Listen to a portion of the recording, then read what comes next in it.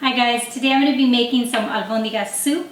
It's pretty much just a Mexican meatball soup, and it's really great because you can fill it with any of your favorite vegetables. And so it's pretty healthy. What I'm going to be doing right now to start off, I'm going to be making the base for the soup, the caldo. And all I'm going to use is 2 Serrano Chiles, about 4 tomatoes that I've halved. I'm going to use an entire onion. You could put half an onion if you want less of an onion flavor. I'm going to be using 4 cloves of garlic, and I know it sounds like a lot, but if you don't like that much garlic, you can just cut back on the garlic. So I'm going to start by putting the tomatoes in the heated pan, and I'm going to just char all of these vegetables just until they have a little bit of blackness on them so that they develop that flavor, a little bit of caramelization, and then that's going to help the soup base have just this really great flavor. So here we go, just going to start by putting that in there. Put all your vegetables and the chili in there. So like I said, all this is going to be for the soup base. This is everything that we're going to put in to boil so that it could be part of the soup that what we eat along with the meatballs. Oops. Just want to get everything into your pan and just keep an eye on it. You don't want it to actually burn. I'm going to put the flame up just a bit, and I'll show you what it looks like once it's time for everything to go into the blender, because that's what we're doing next. We're going to blend all of this up and then put that into our soup base. We're going to put some water in there as well. So after this is done, I'll show you what it looks like. Okay, so we have the base for our soup getting ready. We're just getting this all toasted. And now I'm going to start making the meatballs. You just want to get some ground beef. I have 2 pounds of ground beef. And so I'm going to put 1/3 of a cup of rice per pound of meat. So I have 3/4 of a cup of rice right here. Just put it in with your ground beef.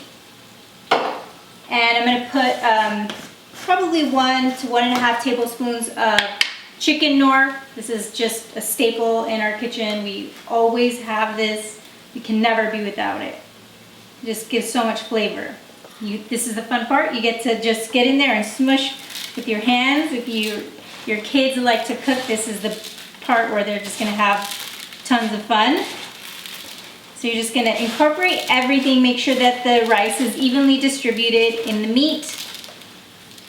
And you're also going to put 1 egg per pound of beef that you're making. And of course you can make turkey albondigas if you want to. I make those sometimes if I want a little bit of a lighter dish.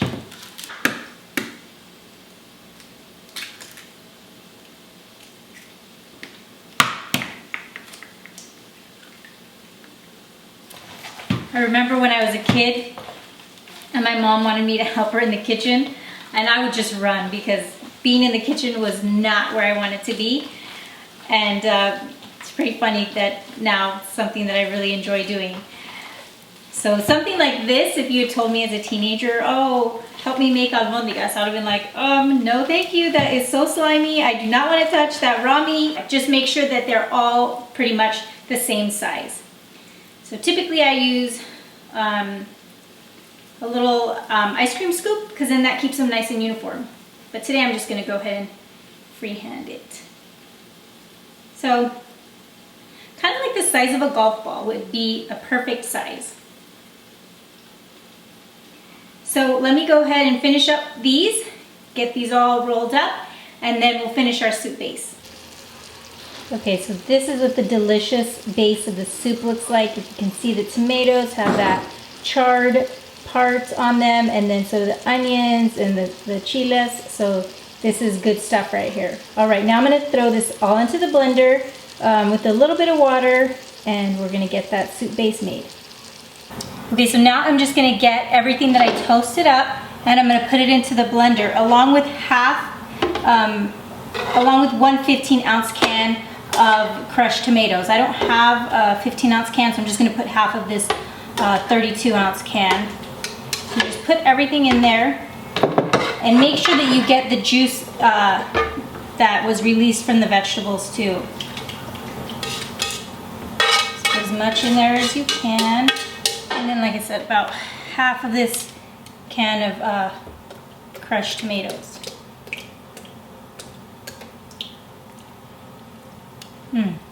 Pretty good.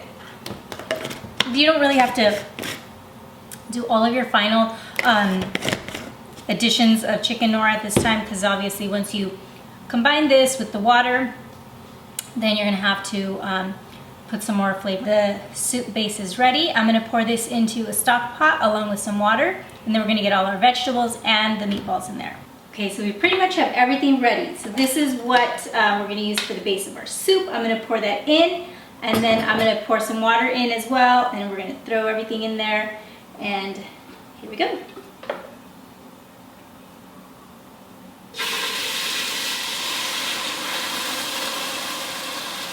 Pour a little bit of water in there too, because you know the way tomato sauce loves to just pop and boil.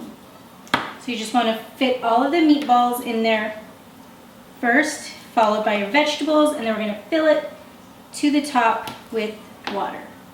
Then you're just going to let it cook until you see that the meatballs are cooked through and that the vegetables are nice and tender. Almost got them all. I don't want to just plop them in there because then I might get tomato sauce everywhere. All my nutritious vegetables in there.